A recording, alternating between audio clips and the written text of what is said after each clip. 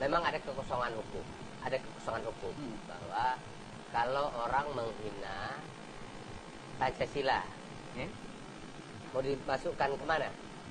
KUHP kita pasal 154A itu hanya mengatur lambang negara dan bendera negara. Biasanya kalau disebut Pancasila pakai lambang negara. Pancasila bukan lambang negara, juga bukan bendera negara. Nah ini agak sedikit terjadi perdebatan selama ini dan diskusi-diskusi yang saya baca dari berbagai tulisan. Memang ini ada kekosongan hukum. Nah, apakah sekarang ingin ada perluasan makna? Padahal hukum pidana tidak boleh melakukan penafsiran perluasan seperti itu. Nah, saya nggak tahu bagaimana tadi Pak Yusri, Kombes Yusri mengatakan sudah ada ahli yang menyatakan terpenuhi unsur. Saya dan terang-terangan menyebut 154 ya. Kalau memang rujukan 154 berarti yang diatur dalam pasal 254A itu bendera dan lambang. Nah, kalau Pancasila dalam hukum kita kemudian kan sudah ada undang-undang yang mengatur tentang bendera dan lambang negara. Saya lupa undang-undang nomor berapa yang menyebutkan lambang negara itu ya burung Garuda. Bendera itu merah putih dan kemudian disebutkan ukuran-ukurannya dan segala macam. Undang-Undang nomor 24 tahun 2009 Nasrullah tentang bendera, bahasa dan lambang negara serta lagu kebangsaan. Iya benar. Benar, itu undang-undangnya. Kalau kita merujuk ke sana, nggak ada itu Pancasila disebut lambang negara. Nah, makanya ini itu kan bukan KUHP-nya. Orang dihukum dengan KUHP. Itu hanya terjemahan. Nah, sekarang kalau KUHP mengatakan hanya bisa dihukum orang yang menghina lambang dan bendera. Nah, persoalannya bagaimana menempatkan Pancasila ke arah itu. Apapun itu, hari ini adalah pemeriksaan Polda Jawa Barat untuk perkembangan ya, penanganan kasus dugaan penodaan terhadap lambang negara dengan tersangka Habib Rizik Syihab, Fadis Abi. Fadil dan Paramita, direncanakan memang pada hari ini pimpinan Front Pembela Islam Habib Rizik Syihab yang merupakan tersangka kasus dugaan penghinaan terhadap lambang negara Pancasila dan juga pencemaran nama baik terhadap Presiden pertama Soekarno rencananya akan hadir memenuhi panggilan dari Polda Jawa Barat. Dan keterangan tersebut berdasarkan keterangan dari Ketua Tim Kuasa Hukum Kapitra Ampera yang menegaskan bahwa nantinya Habib Rizik Syihab akan hadir sekitar pukul 9 pagi.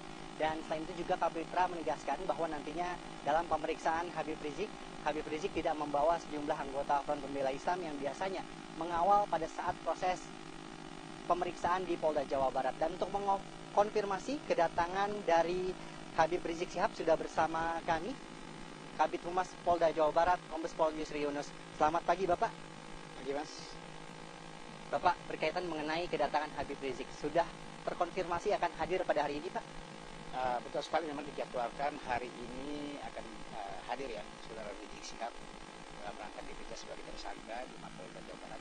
Ini hasil informasi dari pihak kuasa hukum pada Sabtu sore kemarin dalam Pak Kapitra mengatakan bahwa kesediaan Rizik Syihab untuk hadir dalam pemeriksaan hari Senin ini.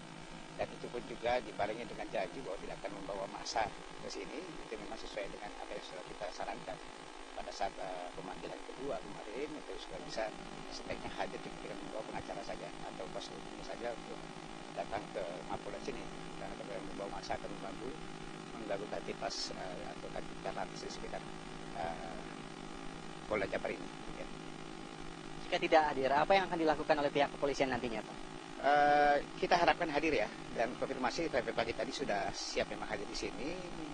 Itu yang kita harapkan biar cepatlah penanganan perkara ini, biar cepat selesai. Itu bisa juga karena masih ada kegiatan-kegiatan penyidik yang lain itu untuk menyidik kasus-kasus yang lain yang memang masih banyak tergantung. Usai pemeriksaan, apakah nantinya Habib Rizik akan ditahan Pak? Mengingat pada pemanggilan pertama dan kedua Habib Rizik Syihab tidak dapat hadir Pak. Ancaman hukuman di 154A ini adalah 4 tahun ya, juga di 320 cuma 9 bulan saja, jadi tidak ada penahanan dalam hal ini. karena yang kita harapkan memang karena sudah ada kooperatif daripada saudara Rizik sendiri akan hadir, maka kita menunggu, ya penyidik tetap akan menunggu, mudah-mudahan pagi ini bisa terlaksana pemeriksaannya. Mungkin. Untuk proses keamanan sendiri Pak di Polda Jawa Barat, apa yang dilakukan oleh Polda Jawa Barat untuk mengamankan proses pemeriksaan ini Pak? Pemeriksaannya biasa saja, nggak terlalu kita bilang bagaimana proses pengamanannya, cuma memang ada masa dari Rizik Syihab memang yang pagi ini melaksanakan doa bersama di Pusdai, itu pun juga kita sudah serahkan ke Polsek untuk mengamankan karena memang sudah sesuai janjinya tidak akan mereka akan melakukan kegiatan secara damai sehingga kita sudah terjaga kepada mereka. Apakah nantinya masa tersebut akan melakukan long march sampai ke Polda Jawa Barat ini Pak? Tidak ada, ya, tidak ada long march, tidak ada apa-apa karena memang izin pun tidak ada, mereka cuma berdoa saja. Dan juga hasil terakhir yang disampaikan oleh Pak Kapitra ke kita melalui Pak Kapitra ya, bahwa mereka tidak akan melaksanakan kegiatan apapun dengan damai. Setelah nanti pemeriksaan selesai Rizik Syihab, mereka akan kembali mengeluarkan diri. Nah, itu Pak, apakah nantinya akan ada penutupan jalan yang sepertinya biasa dilakukan Pak? Tidak ada, karena memang tidak membawa massa. Ya. Rencananya bahkan datang ke Polda ini cukup dengan membawa pengacara atau kuasa hukumnya 5 kendaraan bermotor saja yang akan datang ke sini. Ini akan kita siapkan saja dari cukup tim penyidik saja dalam hal ini yang mempersiapkan diri. Juga kegiatan-kegiatan lain di Mapolda ini bisa berjalan lancar. Untuk materi pertanyaan yang nanti akan diberikan penyidik Pak, mungkin bisa dijelaskan Pak? Tetap berkisar pada pasal 154A tentang penodaan penistaan lambang Pancasila, dalam hal ini dasar negara, ya Pancasila ya.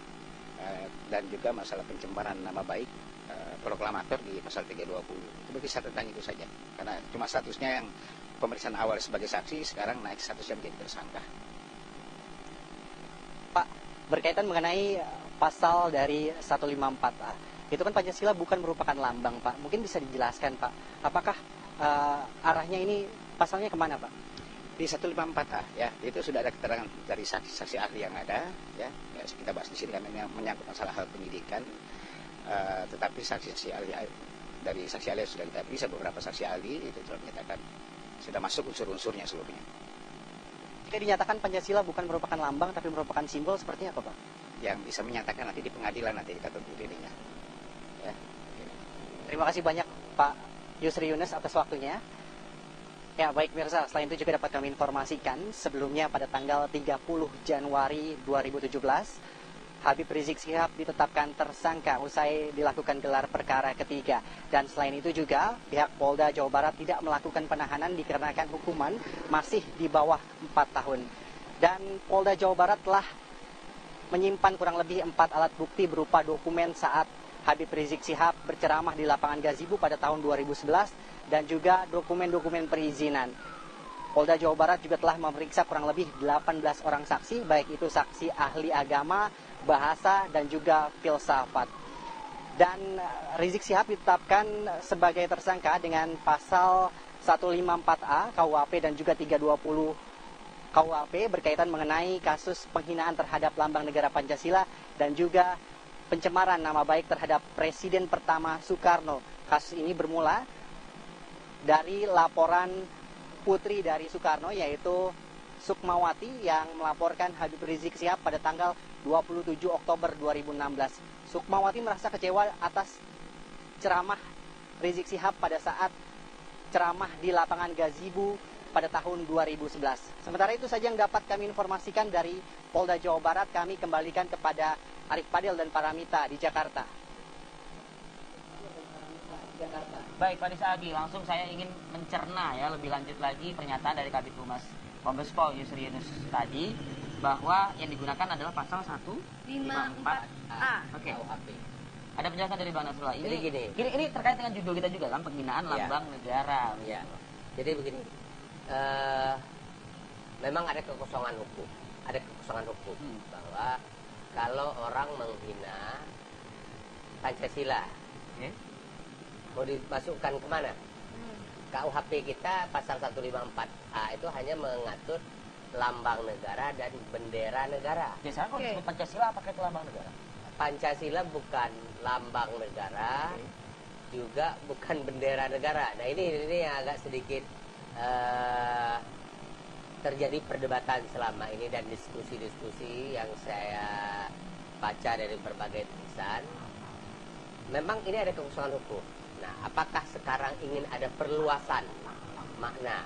Padahal hukum pidana tidak boleh melakukan penafsiran perluasan seperti itu. Nah, saya nggak tahu bagaimana tadi Pak Yusri, Kombes Yusri mengatakan sudah ada ahli yang menyatakan terpenuhi unsur. Saya Dan terang-terangan maju 154 ya. kalau memang rujukan 154 berarti yang dihina yang diatur dalam pasal 254A itu bendera dan lambang. Nah, kalau Pancasila dalam hukum Nah, kita kemudian kan sudah ada undang-undang yang mengatur tentang bendera dan lambang negara. Saya lupa undang-undang nomor berapa yang menyebutkan lambang negara itu ya burung Garuda. Oke. Bendera itu merah putih dan kemudian disebutkan ukuran-ukurannya dan segala macam. Oke, Undang-Undang Nomor 24 Tahun 2009 Ya. Rasulullah tentang bendera, bahasa dan lambang negara serta lagu kebangsaan. Ini Iya benar. Nah, benar itu undang-undangnya. Kalau kita merujuk ke sana, nggak ada itu Pancasila disebut lambang negara. Nah, makanya ini itu kan bukan KUHP-nya. Orang dihukum dengan KUHP. Iya. Itu hanya terjemahan. Nah, sekarang kalau apa KUHP mengatakan hanya bisa dihukum orang yang menghina lambang dan bendera. Nah, persoalannya bagaimana menempatkan Pancasila ke arah itu. Apapun itu, hari ini adalah pemeriksaan lanjutan, Hmm. tapi pemeriksaan perdana juga dengan statusnya sebagai tersangka. Ya. Tentu ada pertanyaan-pertanyaan penyidik yang berbeda dari sebelum-sebelumnya. Ya. Kalau yang masih disampaikan dan dijadikan sebagai ukuran, yakni 154A, ya, dengan pernyataan yang 2 menit yang kita ketahui itu menyebut Pancasila, artinya di sini tidak nyambung lah, kurang lebih seperti Nah, itu. apalagi maaf ya, menyebutkan itu kan menggunakan istilah yang itu Ya. merujuk kepada bontot sebenarnya, nomor bontot. Ya. Nah, jadi itu dibutuhkan ahli bahasa. Oke. Dibutuhkan apakah ini dia mempunyai makna ingin menghina, karena kata-kata tertentu pada terjemahan gramatikal, Oke. dia mempunyai makna seperti itu. Tapi kalau dia dirangkai dengan sebuah kalimat, dia bisa mempunyai makna yang berbeda. Apapun itu ya, tentunya kan ada ahli bahasa yang akan menafsirkan dan lain sebagainya, tapi yang disebut adalah kan sila. Yang kita ketahui adalah sila itu adalah Pancasila. Sedangkan di dalam 154A hanya ada diatur adalah bendera dengan segala bentuk ukuran firm seperti itu, dan juga burung Garuda. Soal gini, kata makan itu apa maknanya? Gramatikal. Makan, orang memakan. memasukkan. Makan ya, Makan. memasukkan makanan ke dalam. Makanan dalam mulut. Oke. Alah Rif, katanya. Gue udah percaya sama lo. Usaha gue kok kasih sama lo makan juga gue. Oke. Mananya apa?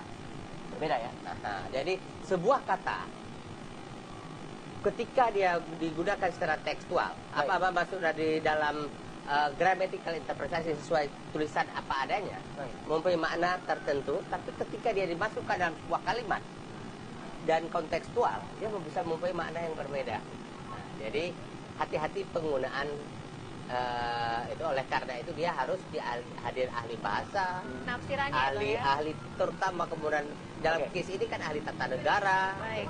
kemudian ahli hukum pidana. Baik, kita beralih sejenak ke kasus lainnya.